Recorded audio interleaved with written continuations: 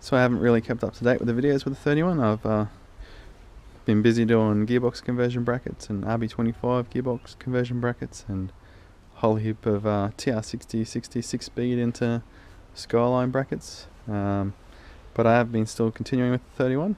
Just been really lazy with the videos, so I'll just bring up to speed with what's going on. Finally finished the strut tower base plates. So as you can see, puts an S13 strut bar back behind the breather hoses, so there's no interference. Plasma cut out of 3mm and folded up. And he just color coded the bar so it fits in, and it's still moving back. It makes it a little bit harder to get to the fluid, but it's still doable. Obviously run one of the RB factory brake master cylinder braces, and we've still got the clutch line in. The other weird thing that's been going on in the development world on this car is started on these S13 conversion caster brackets from scratch. So these are all plasma cut out of 3mm steel, dimple dyed, and in the process of doing the first 5 pairs of them. The difference between these ones and the other ones, let's just look underneath. You'll be able to run a factory S13 caster rod, or you can still run an aftermarket one, but the width compared to a R31 one is the correct width. Whereas on a factory R31 one that I modify, because of the width of it, I have to CNC my own bushes, and then we're fixed on a 3/4 inch rod end. These ones, be able to manufacture a new bracket. Honestly, I'm kind of, with how many pairs of caster brackets I've gone through, I think I'm down to my last 5 pairs.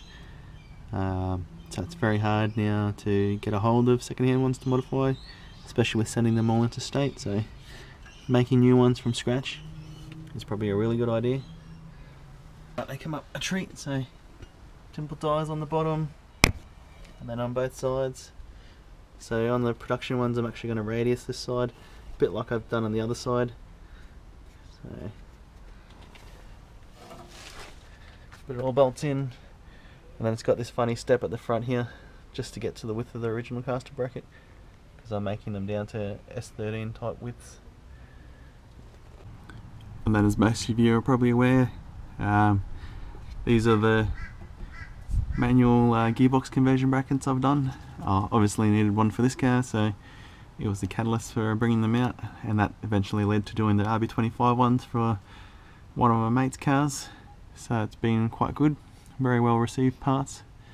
But yeah, obviously doesn't matter whether it's a manual or an auto. It'll bolt in with 4 bolts and fit the manual gearbox in the correct spot.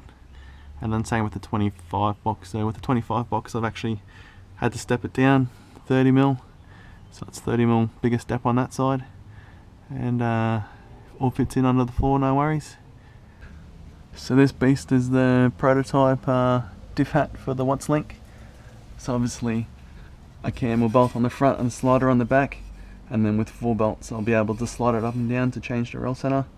It will come down to the point within line of this bolt, so I'll be able to move the roll center from here up to here, which gives me about 90mm of roll center adjustment. Currently with the factory diff, it's pretty high. Well, let's say roughly from the center of the housing to 25mm above, and with the Watts Link I'll be able to bring it all the way down to the bottom of the diff cover. So still a fair ways to go with it.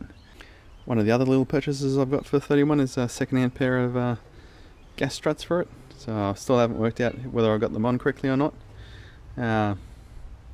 But it's been a very good thing. It's, you know, being able to walk around the engine without hitting the bonnet stay has been magical.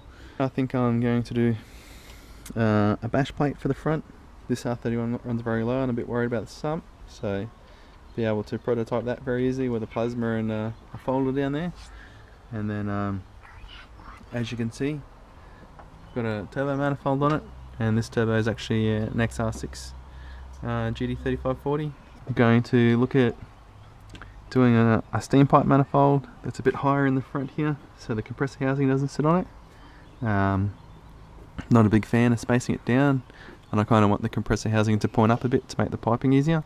Kind of make like a very short runner streamline manifold that's a bit higher up in the merge, so the pipes come up and into it, and that will give me the height for the compressor housing but still keep the turbo in the stock location.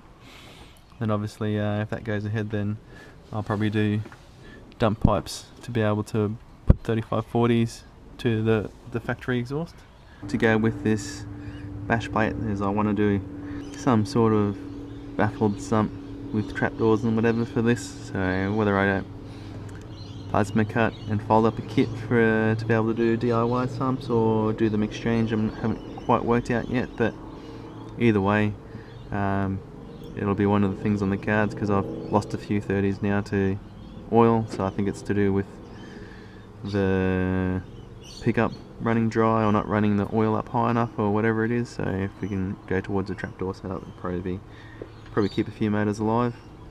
As you can see, 3540 doesn't really fit in there very well, but you know, hopefully when I do this manifold it'll make it all a bit easier.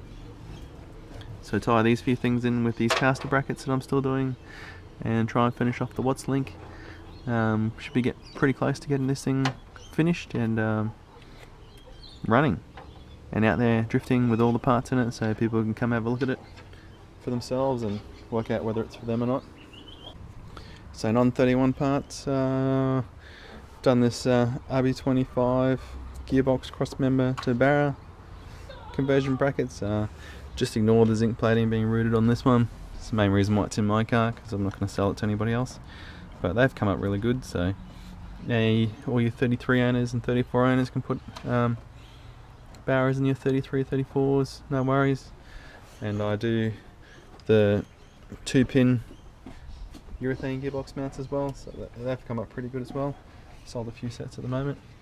Then the other ticket item for 32 owners is this brake master cylinder that bolts into the strut tower. So that's a bit different thinking to get it in.